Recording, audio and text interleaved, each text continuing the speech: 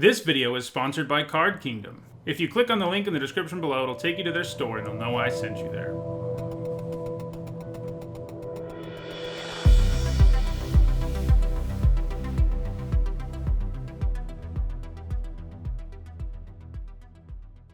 Hi everyone, I'm Nita Hone, and it's Friday, so that means it's time for another MTG Top 10, the series where I rank cards based on their historical performance at Magic's highest level of competition. At least, that's what these videos normally do.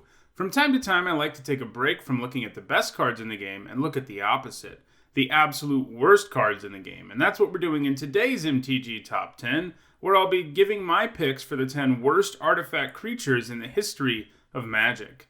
Artifact creatures are mostly colorless and are thus easier to cast than most creatures, and can fit into any deck, so it does make sense to be careful about making artifact creatures too strong, but the cards on this list all take that idea way too far and are just completely terrible.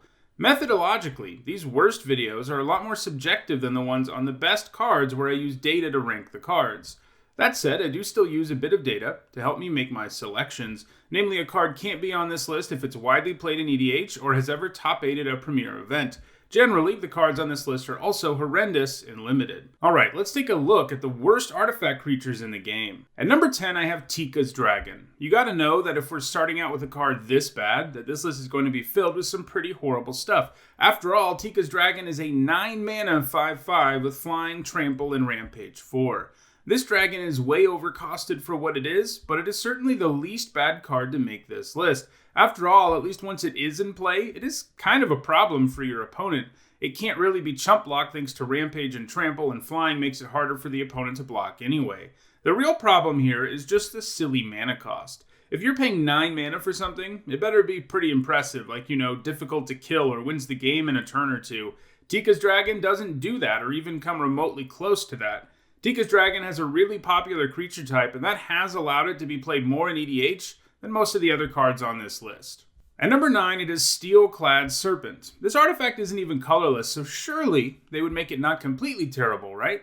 That would have been cool, but instead they gave us a 6-mana 4/5 whose text box only contains downside. It can't attack unless you have another artifact around, which is comical, because by the time you can play this, it isn't a very good attacker anyway. It can at least block, but even as a purely defensive creature, it's way too expensive, and unlike Tika's Dragon, once you get this down, it isn't much of a problem for your opponent. At number 8, it's Lead Golem, another creature who fails the vanilla test, and yet still has a completely terrible text box. In the case of the Golem, if you ever attack with it, it doesn't untap during your next turn. That's a pretty hefty cost for attacking, as it virtually blanks the card for a whole turn. It is at least kind of okay at blocking, so it has that going for it, but it isn't like it's great in that situation either. At number 7, it's Jangling Automaton. As a 3-mana 3/2, it's one of the more efficiently satted creatures in this top 10, but the downside it comes with is really bad. Untapping all of your opponent's creatures means that you basically gave all of your opponent's creatures vigilance, and one of the key things in games of Magic, especially with aggressive decks, is to race your opponent, and the automaton makes it impossible for you to ever win that race, since your opponent's creatures can attack and block every turn cycle. Mostly, you just end up not attacking with this because of that hefty downside, but it isn't even a particularly good blocker. This card might be terrible, but it is at least pretty funny. First, it's quite flavorful. Letting opposing creatures all untap does a good job of conveying the idea that this automaton has all this stuff on its body that jingles. In other words, your opponent's creatures always know when it's coming. Then you have some pretty funny flavor text that outright tells you that this artifact creature, even within the lore, is terrible. At number 6, it is Marble Priest. In the early days of Magic design, it seems like they were super concerned about walls being too good, as there are several cards that hate on them, and this is one of those. This forces walls to block it, and walls can also not damage the priest. The last part might sound kind of weird because most walls these days have 0 power, but lots of older walls did have some power, so that part wasn't completely useless. If you actually ran into walls, that is. Still, what you end up getting here, most of the time, is a vanilla 5-mana 3/3, because walls haven't ever really been a problem in competitive Magic, even in the game's earliest days. At number 5, it is Mere Prototype. So this starts out as a 5-mana 2/2, which is pretty ugly, but hey, at least it gets a +1/+1 counter every turn. That counts for something, right?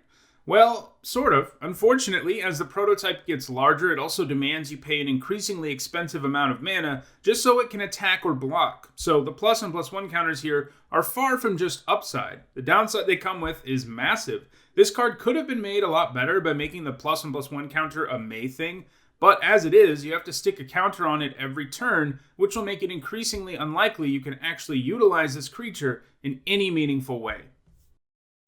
At number 4, I've included two cards because they are very similar, Goblin Dirigible and Goblin War Wagon. Both are artifact creatures from Mirrodin that are inefficient to begin with, and then come with significant downside. They don't untap as normal, and require you to pay a pretty hefty chunk of mana to get around that problem. The Dirigible is a 6 mana 4/4 flyer that needs 4 mana to untap, and the War Wagon is a downgraded Hill Giant, as it is a 4 mana 3/3 that you have to pay 2 mana to untap. At number 3, it is Soldevi Sentry. 1 mana 1/1s tend to not be great in Magic unless they have some sweet stuff going on in the text box. They are just quickly outclassed in most games, but at least the Sentry can regenerate. That makes it a better Drudge skeleton, so that can't be too terrible, right? Well, that would be true if it didn't let your opponent draw a card every single time it regenerated. The great things about creatures with Regenerate is that they can chump block forever. Unfortunately, this guy lets your opponent draw a card every time it regenerates, and that just isn't going to be worth the downside. It is played more widely in EDH than most of the other cards on this list, but mostly because people like political shenanigans and can use it to help others draw cards. At number 2, it is Soldevi Simulacrum. I'm not really sure who the Soldevi are, lore-wise. I don't tend to pay close attention to that stuff, but they definitely weren't very good at building artifact creatures. Although, this Simulacrum looks way more human than most, so props to them on that, I guess. Anyway, this one is a 4 mana 2/4 who can pump its power. That would be a fine card. Unfortunately, it comes with the terrible downside of cumulative upkeep. This means that you have to pay 1 mana on your first upkeep after you play this, and then 2 on the next upkeep, and then 3 on the following one, and so forth. If you can't pay that cost, you end up sacrificing this. The cumulative upkeep and pump effect on the same card basically means you'll never be able to pump it because you'll be pumping mana into it just to keep it in play.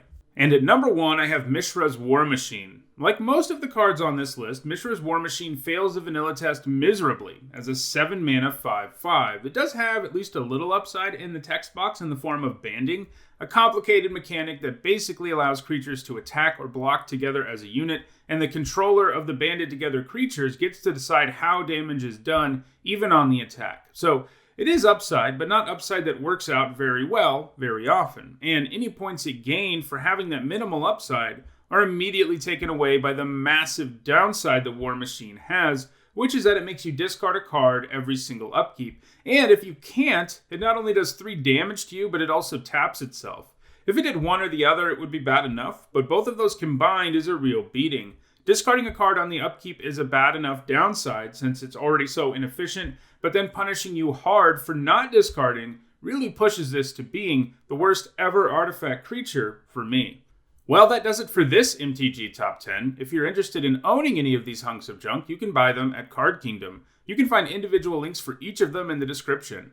If you enjoyed this video, don't forget to like it and share it so that others can enjoy it too. If you want to make sure you catch future MTG Top 10s, please subscribe and turn on notifications. And if you want to catch up on the MTG Top 10s I've already done, you should see the playlist on your screen now. Also, if you enjoyed listening to me talk about Magic, you might also like listening to me talk about history, which I do on my other YouTube channel, Nitsa Hone History. You should see a link to that channel on the screen now. Thanks for watching.